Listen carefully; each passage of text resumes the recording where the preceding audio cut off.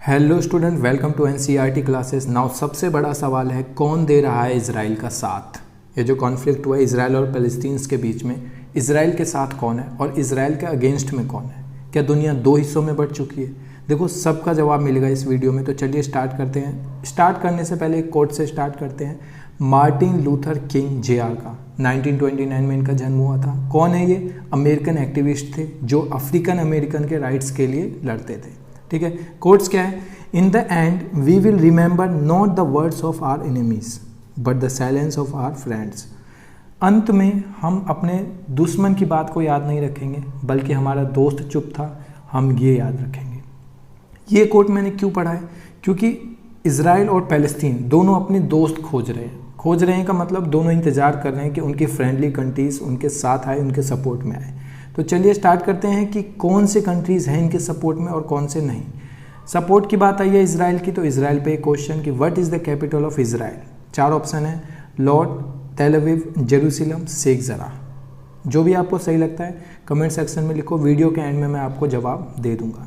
एक ऑर्गेनाइजेशन है जो आपको ध्यान में रखने की ज़रूरत है। क्या है?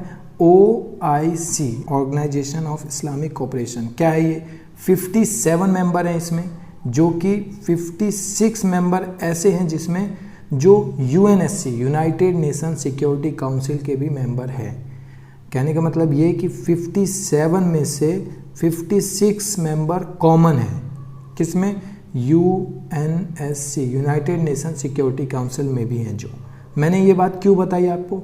क्योंकि UNSC जो भी सॉल्यूशन निकालेगा, जो भी रिजोल्यूशन पास करेगा, उसको ऑर्गेनाइजेशन ऑफ इस्लामिक कोऑपरेशन मानेगी, इज्जत देगी उसको। क्यों? क्योंकि कॉमन मेंबर्स हैं। देखते हैं मेंबर्स कौन है। ये जो ग्रीन आपको दिख रहे हैं जितने भी, ये सब इनके मेंबर्स हैं। ये ब्लू जितने दिख रहे हैं आपको, ये ऑब्जर्वर मेंबर्स हैं। ऑब्जर्वर मेंबर आप कह सकते हो हाफ मेंबर्स, जो हो सकता है फ्यूचर में परमानेंट बन जाए, बट अभी एक तरह से हाफ है।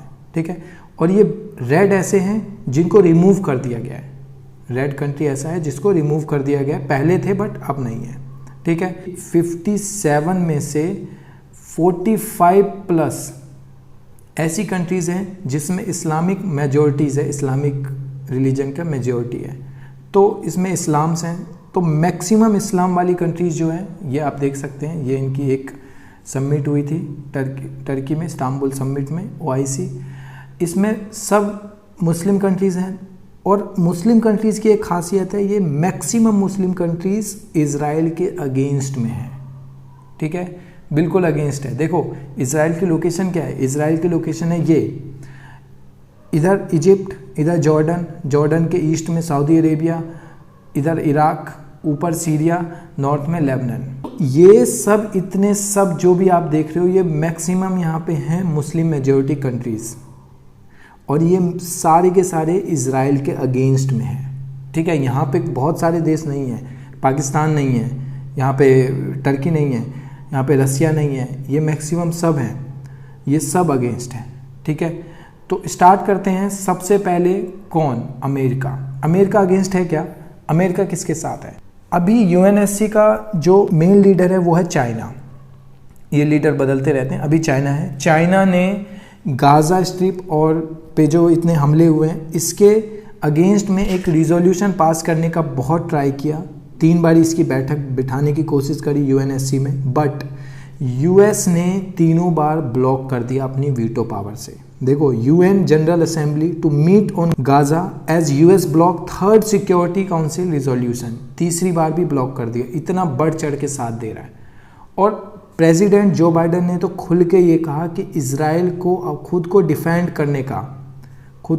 करने का पूरा राइट है, वो खुद को डिफेंड कर सकता है और अटैक कर सकता है हमास को। ठीक है, हमास के जो रॉकेट आए हैं उसको डिफेंड करके उसके अगेंस्ट में कोई भी कार्रवाई कर सकता है। ठीक है, इन्होंने खुल के ये चीज़ बोला है। इसका मतलब ये कि ये बहुत ज़्यादा प्रो इज़राइल है। अब जब यहाँ पे बात आ गई है अमेरिका की, तो चाइना की बात ना, ऐसा हो नहीं सकता। तो चाइना किसके साथ है? देखो, एक चीज़ मैं बता दूँ, चाइना, अमेरिका या फिर टर्की, ये ऐसे देश हैं जो इसमें ज़्यादा से ज़्यादा मीडिएशन करना चाहते हैं। क्योंकि जो इसको मीडिएशन करके इस इशू को रिजॉल्व कर देगा, वो वर्ल्ड लीडर की एक पहचान बनेगा, यानी कि वो एक लीडर की तरह देखा जाएगा लोगों में कि इसने इसको रिजॉल्व करवाया, ये इसलिए लीडर है। तो चाइना चाहता है कि मैं इसको रिजॉल्व कराऊं, यूएस चाहता है मैं कराऊं, टर्की चाहता है मैं करा दूं इसको रिजॉल्व, इवन इजिप्ट चाहता है कि मैं कराऊं, जबकि इजिप्ट एक टाइम पे इनके अगेंस्ट था, लेकिन इजिप्ट चाहता है कि मैं रिजॉल्व करवा दूं इसको। चाइना का क्या सब्सटेंस है? China supports 2 state solution for Israel Palestinian conflict. Israel और पैलेस्टीनियन का कॉन्फ्लिक्ट है, बहुत सारे ऐसे देश हैं जो ये चाहते हैं कि इजराइल जैसा कोई देश ही नहीं है, एक ही देश है वो है पैलेस्तीन और पूरा राज्य है पैलेस्तीन का। बहुत सारे ऐसे देश हैं जो ये मानते हैं कि सिर्फ इजराइल एक देश है, जैसे यूएस पैलेस्तीन को एज अ कंट्री नहीं मानता, कनाडा एज अ कंट्री नहीं मानता। तो बहुत सारे ऐसे देश हैं जो 1 स्टेट पॉलिसी को सपोर्ट करते हैं, बट चाइना है 2 स्टेट पॉलिसी को सपोर्ट करने वाला। बट चाइना इजराइल को सपोर्ट नहीं कर रहा है। क्यों? क्योंकि अगेंस्ट में मुस्लिम है। अगर अगेंस्ट में कुछ और होता, इजराइल के अगेंस्ट में कुछ और होता तो शायद इजराइल को सपोर्ट करता चाइना, बट अगेंस्ट में मुस्लिम कंट्रीज़ हैं, तो इसलिए चाइना सपोर्ट नहीं कर रहा है। क्यों? क्योंकि चाइना मुस्लिम कंट्रीज़ का सपोर्ट चाहता है। अगर इजराइल को सपोर्ट करेगा चाइना तो मुस्लिम इनके अगेंस्ट हो जाएंगे चाइना के, जो कि चाइना अभी बिल्कुल भी अफोर्ड नहीं कर सकता। तो इसलिए चाइना इजराइल के खिलाफ नहीं है, चाइना मुस्लिम के सपोर्ट में है। ठीक है, आप इस तरह से देखो कि मुस्लिम के सपोर्ट में, वो इजराइल के खिलाफ नहीं है। इजराइल के साथ तो उनके अच्छे टाइज हैं। साउथ चाइना मॉर्निंग पोस्ट का एक आर्टिकल है, चाइना भी इसमें मीडिएशन करना चाहता है कि मैं होस्ट करूं इजरायली पैलेस्टीनियन पीस टॉक्स को, मैं पीस करूं इनके बीच में, ये जो कॉन्फ्लिक्ट चल रहा है इनको मैं ख़त्म करूं। Beijing use chairman on UN Security Council to press for immediate cease fire and resumption of dialogue on 2 state solution. 2 state solution का एक डायलॉग स्टार्ट करना चाहता है चाइना। ईरान का क्या सब्सटेंस है? Iran support 1 state solution for Israeli Palestinian conflict. Iran ये कहता है कि इजराइल जैसा कोई देश ही नहीं है, पैलेस्टीनियन है सिर्फ, और ये मुस्लिम कंट्रीज एग्जिस्ट करता है वर्ल्ड में। ठीक है, ये इजराइल को एज अ कंट्री नहीं मानते हैं। नाउ ये बिल्कुल अगेंस्ट हैं इजराइल के। क्या कहते हैं इनके खामिनेई आईआर, ये जो है इनके मेन लीडर हैं, क्या कहते हैं? सिंस डे फर्स्ट, पहले दिन से ही जियोनिस्ट जो हैं ये अगेंस्ट है पैलेस्टीनियंस के, और ये इजराइल जो है ये एक कंट्री नहीं है। Israel is not a country, it is terrorist camp. देखो ये बहुत बोल्ड वर्ड है, टेररिस्ट कैंप घोषित कर रहे हैं एज अ कंट्री, इसको मानते भी नहीं है। फ्रांस किसके सपोर्ट में है? इमैनुएल मैक्रोन, इन्होंने इजराइल को सपोर्ट किया है, लेकिन सपोर्ट में एक चीज़ और बोला है कि आप पीस को मेंटेन करो।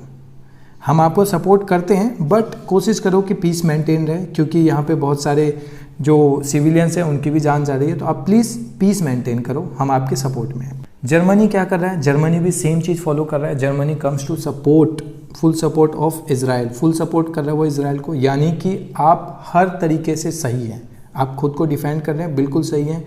जर्मनी की चांसलर ने क्या बोला है कि continue rocket attack from the Gaza strip और सॉलिडेरिटी एंड विद इजराइल। हमारा जो ये गाजा स्ट्रिप से जितने भी फायर हो रहे हैं इसके लिए हम संवेदना व्यक्त करते हैं, जो इजराइल में क्षति हुई है उसके लिए।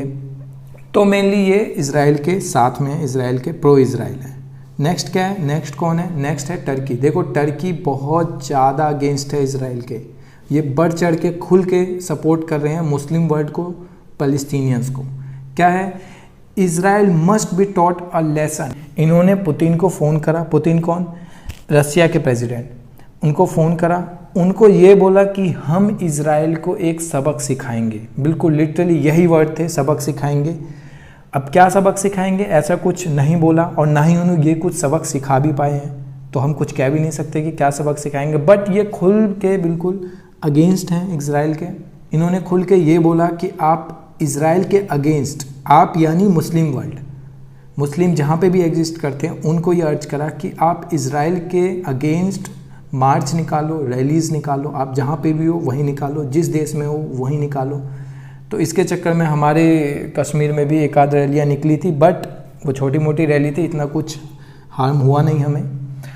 पाकिस्तान बढ़ चढ़ के अगेंस्ट है, किसके? इजराइल के।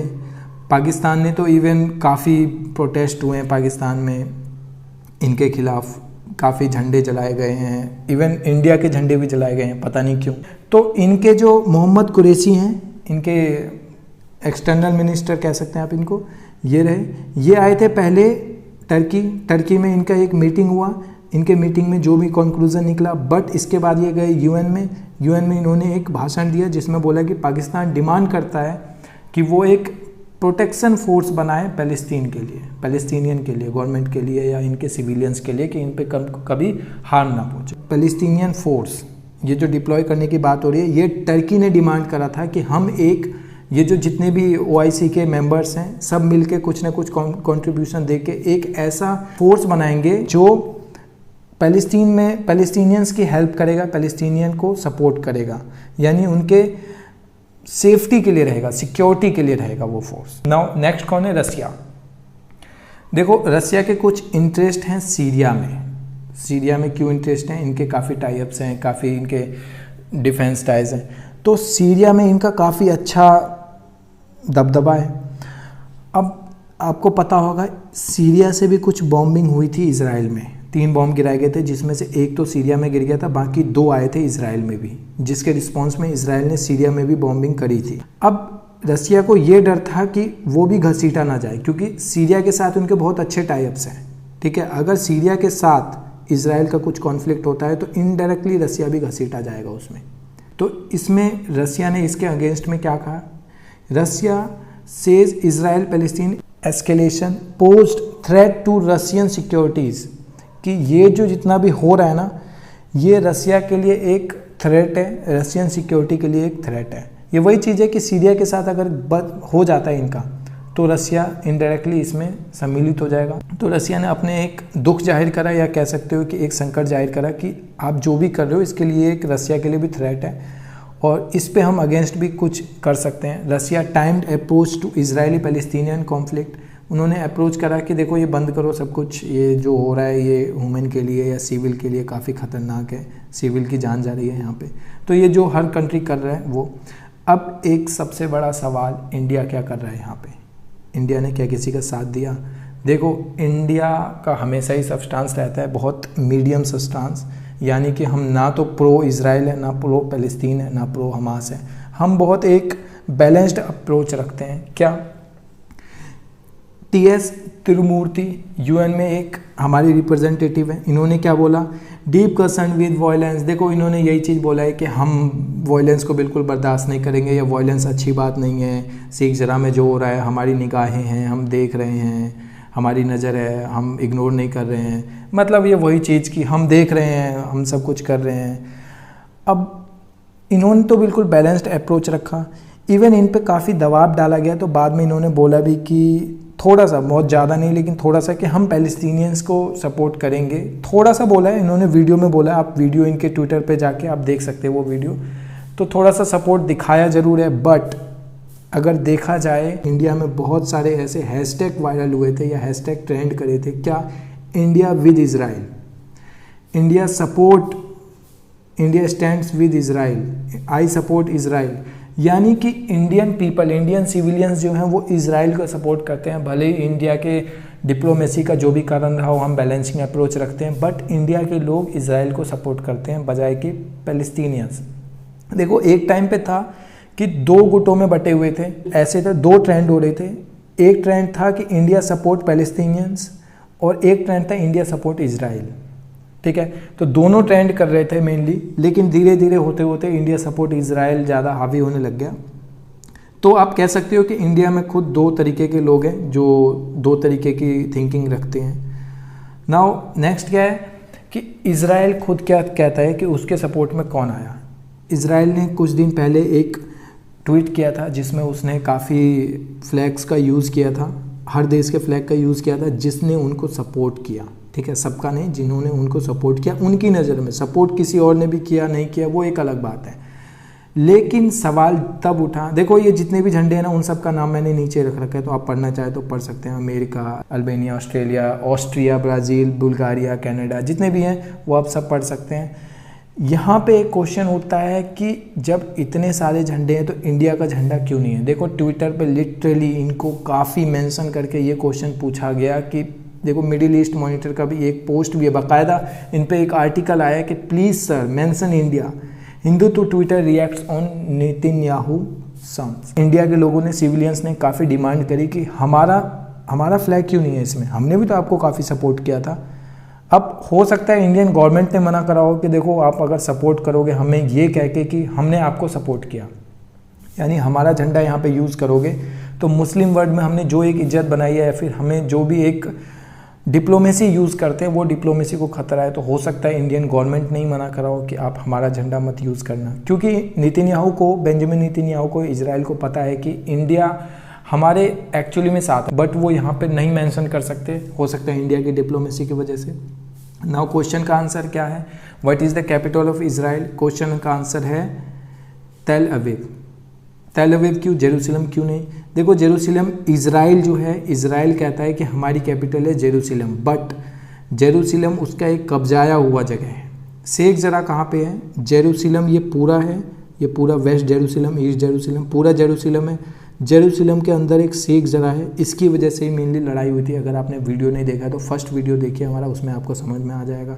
और तेल अवीव पूरा इंटरनेशनल मानता है कि तेल अवीव है इनकी कैपिटल। इजराइल कहता है कि हमारी कैपिटल है जेरूसलम, बट ऐसा कोई मानता नहीं है। तो उम्मीद है आपको समझ में आया होगा। अगर नहीं समझ में आया तो कमेंट सेक्शन में लिख के क्या समझ में नहीं आया। मिलते हैं अगली क्लास में, तब तक के लिए सुरक्षित रहें, स्वस्थ रहें, मस्त रहें।